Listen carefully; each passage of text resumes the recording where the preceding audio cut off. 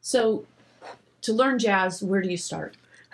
Go down and eat bullfrogs. So you start from the beginning of the method and then incrementally go up. Right. No matter if you're seasoned or not. What if you have been playing and you know a little bit of jazz? Do you still start from the beginning? You have to know what you know. And if you don't know the key signatures, for instance, right here, B flat dominant to E flat major is in the key, that's an E flat. The A flat dominant seventh puts us in the key of D flat. The E flat minor 7 to the A flat dominant 7 still in the key of D flat. F minor 7 to B flat dominant 7 puts us in the key of E flat. G minor 7 to C dominant 7, in this case, puts us in the key of F minor. The F minor 7 to a B flat dominant is 2-5 in the key of E flat. The B flat dominant. So if you had someone come in and they had graduated in the conservatory or whatever, and you're speaking to them, would you start them from the beginning, or do they move faster because they know how to play? The more they play, the less they know. So if you're in the conservatory, I guarantee you're going to have to start over. Because I did not learn this at the conservatory. And my degree is in theory and composition from the conservatory and piano. So this was outside of the norm. I'm not knocking the conservatory. It is just not taught this way. When you get into street jazz, you're in a whole nother world. And as Gershwin, all the peers who are classically trained despised Gershwin because the audiences loved him. He was in another Rhapsody in Blue. The 3 preludes, unbelievable. It's not the same world. Classical is not even in the same ballpark as jazz. Jazz is not the same ballpark as classical. You will never play a 13th chord or 11th chord in classical. Now you get into jazz. I'll tell you what, you hear some of these people down in Kansas City on 12th and Vine. They're phenomenal. The only difference is they don't really know what they're doing. They just have great ears. What we teach here is we teach how to understand the voicings. What would make it better? What makes that better, knowing what you're playing?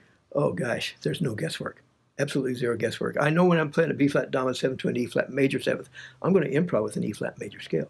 So you can do more. It widens your toolbox. Your knowledge. Yeah, it widens your toolbox. If you know how it's made, you'll know how it's played. So do they teach theory in the conservatory? So they teach theory, not the musical language. Theory is a set of formulas which has zero application. I mean, okay, here's an example.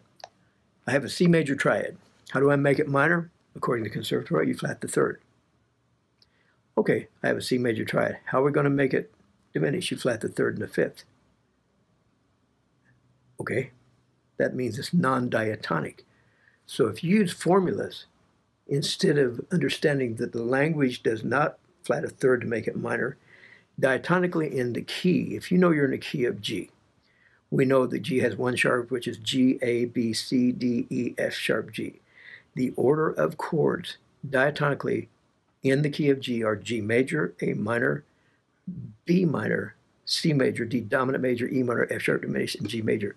The key of G actually spells all your chords. Now you use a formula, like G major, G, B, D minor, G, B flat, D. They're in the same key. So, and you do a lot of memory. Absolutely. Yeah. And so that's to internalize it? Yes, you have to internalize So your students, your 10, 11-year-old students can just rattle off. Absolutely. They can just, unbelievable. And this just takes some work, some everyday reciting. Every day, and we have the musician's toolbox, we have the 5 laws of music. And then you can play like this someday. And you'll be able to take your classical and knock it out of the park. Oh, really? Oh, yeah. Okay, let's take the well-tempered clavier, for example. It's key of C, no sharps or flats. As I look into one of I see a G sharp. Okay, this takes us into a thing called secondary dominance. Any chord within a key can be preceded by its own 5 chord or 7 diminished. Okay, in the key of C, the A minor chord is played in the well-tempered clavier. There's a G sharp in the measure before, which is a E major chord, so it's a 5 of A minor. So in the key of C, A minor is 6, so it's a 5 of 6 to 6, called a secondary dominant. You can only have one dominant that's primary dominant, and that's the one the key signature is in. Now, any chord in that key can be preceded by its own 5 chord or its own 7 diminished. Example, I see a C sharp, and this is in the well-tempered clavier. The next chord is D minor. Well, guess what? It's a C sharp full diminished 7th chord resolving to the D minor. What it is, it's a secondary dominant functioning. So it's outside the key, but it's setting up a chord in the key. It has not changed keys. It's any chord can be preceded by its own 5 or 7 diminished. But the key that you are really in is in the key signature.